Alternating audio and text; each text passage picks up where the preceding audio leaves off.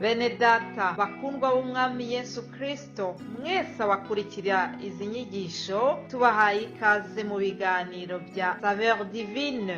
Ibi biganiro mu bitegurirwa n'abavugabutumwa bwiza batandukanye, akaba ari umuhamagaro ugendera ku ijambo ry'Imana byanditse mu gitabo cy'ubutumwa bwiza uko bwanditswe na Matayo ibice 24 umurongo wa 14. Kandi ubutumwa bwiza bw'ubwami buzigishwa mu isi yose ngo bube ubuhamya bwo guhamiriza amahanga yose, nibwo imperuka izahera ko ize. Ibi biganiro mubikurikira ku channel ya YouTube yitwa Saveur Divine. Tubifurije kugubwa neza. Imana Data ari nayo so ibaha umugisha. Yesu ashimwe bakundwa nshuti z'umusaraba, bene data mwese bakurikira iki kiganiro Saveur Divine, baba ari abo tumenyeranye, baba ari abagikurikiye ku munsi wa mbere.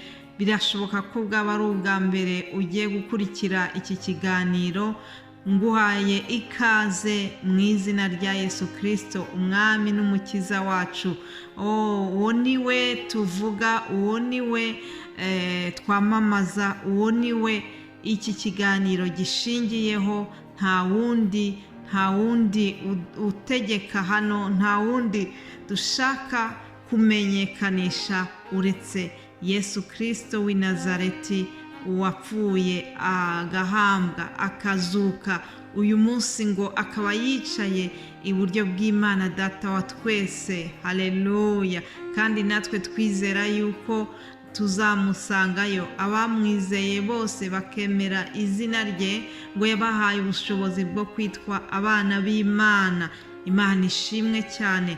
Rero reka dutangire iki cyumweru cyacu dusoma amagambo tubona muri Zaburi ya 24 n'amagambo Dawidi yabajije ikibazo.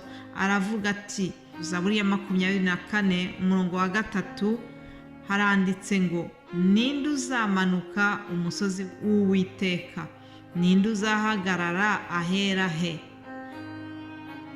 N'ufite amaboko atanduye n'umutima uboneye, utigeze kwerekeza umutima we ku bitagira umumaro, ntarahira ibinyoma, uwo ni we uzahabwa umugisha n'Uwiteka. Amen. Nshuti yanjye, wowe ukurikira iki kiganiro cya Saveur Divine, iki kibazo Dawidi yabajije nawe arakikubaza uyu munsi. Aravuga ati, mbese ninde uzazamuka umusozi w'Uwiteka? Ninde uzahagarara ahera he?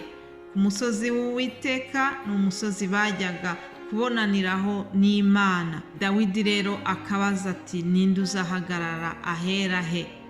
N'ufite amaboko atanduye, n'ufite umutima uboneye. Ndakwifuriza nshuti yanjye, wowe ukurikira iki kiganiro, ndakwifuriza kugira umutima uboneye, kugira umutima nk'uwari muri Kristo Yesu. Niko ijambo ridusaba ngo tugire umutima nk'uwari muri Kristo Yesu, umutima w'urukundo, umutima w'imbabazi, umutima unogeye Imana Data wa twese. Nguwo umutima tugomba kugira, ngo umutima utarigeze werekeza, umuntu utarigeze werekeza umutima we ku bitagira umumaro, ndetse ngo nturahire ibinyoma, uwo ni we uzahabwa umugisha n'Uwiteka. Ndibaza yuko twese turifuza guhabwa umugisha. Uyu munsi uwaza akababaza ati, mbese murashaka umugisha w'Imana? Twese twahita dusakuriza icyarimwe ngo yego, turashaka umugisha w'Uwiteka. Ariko ijambo ritubwiye ibyo tugomba kuzuza kugira ngo duhabwe umugisha w'Uwiteka. Ndabifuriza n'ukuri kugira ngo tugire umutima uboneye, tugire umutima w'urukundo, twange ibinyoma, tuvugisha ukuri. Ubwo ngo nibwo tuzahabwa umugisha w'Uwiteka. Imana ishimwe.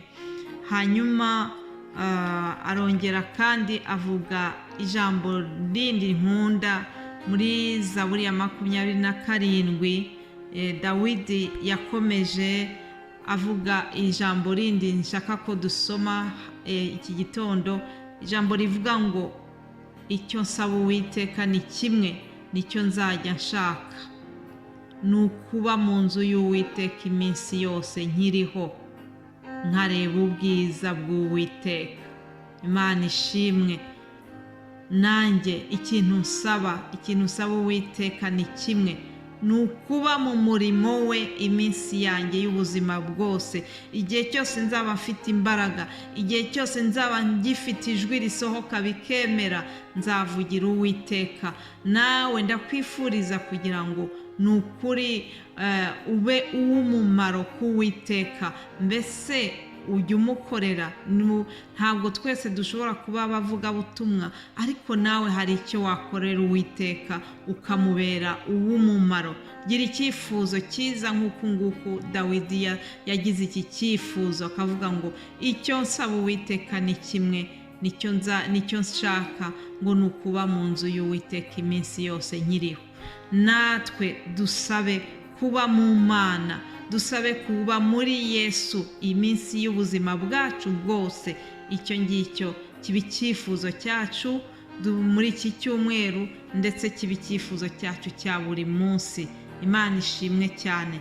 Munyemerere rero turebe ijambo ritoya ritwinjiza mu ijambo rizatuyobora muri iki cyumweru cyose. Icyo ngambiriye ni ukubabwira ijambo tuzigaho muri iki cyumweru cyose. Abakozi b'Imana mumenyereye bazabigisha kuri ririya jambo rivuga ngo Yesu niwe nzira n'ukuri n'ubugingo. Imana ishimwe.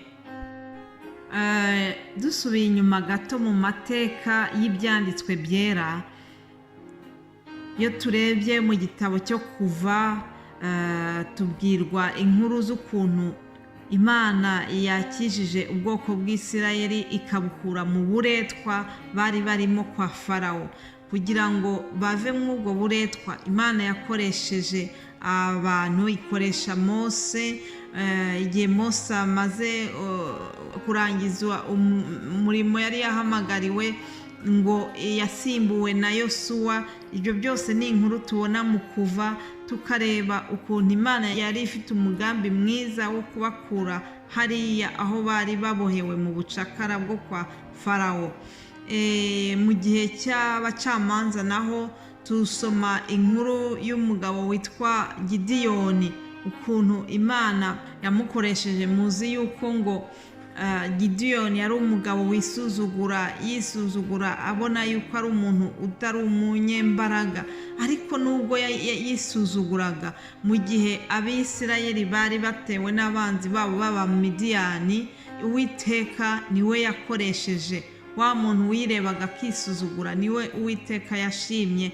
Ngo Uwiteka yaramwitegereje, aramubwira ati, genda uko imbaraga zawe zingana, ukiza Abisirayeli amaboko y'Abamidiyani, si njye ugutumye.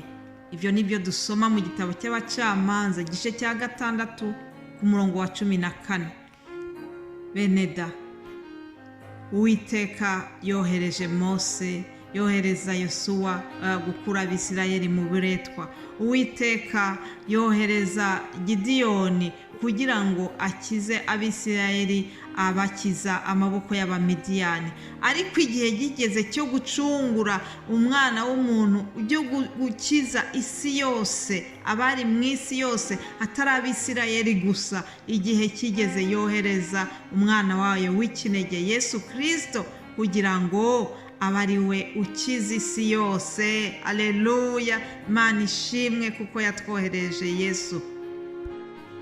Muri Yohana 3:16 hakambwira ngo kuko Imana yakunze abari mu isi cyane, byatumye itanga umwana wayo w'ikinege, kugira ngo umwizera wese atarimbuka, ahubwo ahabwe ubugingo buhoraho. Amen, amen. Imana ishimwe cyane. Nta rindi zina dukirizwamo uretse irya Yesu Kristo. Niwe wenyine Imana yaduhaye kugira ngo abe umuhuza hagati yacu nayo.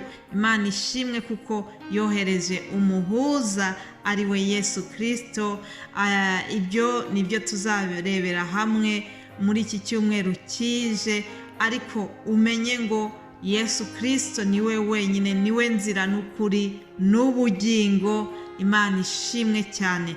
Mbifurije gutangira kino cyumweru neza, mbifurije gukomeza gutekereza kw'aya magambo dusangiye, kandi mbifurije kuzakurikira neza ibi biganiro bya Saveur Divine tuba twabateguriye, ndetse ntimubyihererane mwenyine. Iki kiganiro urebe n'uwundi wagisangiza mugenzi wawe, kugira ngo izina rya Yesu ryamamazwe hose. Ni mu izina rya Yesu mbisabye. Imana ibaha umugisha mwese abakurikiye kino kiganiro. Amen.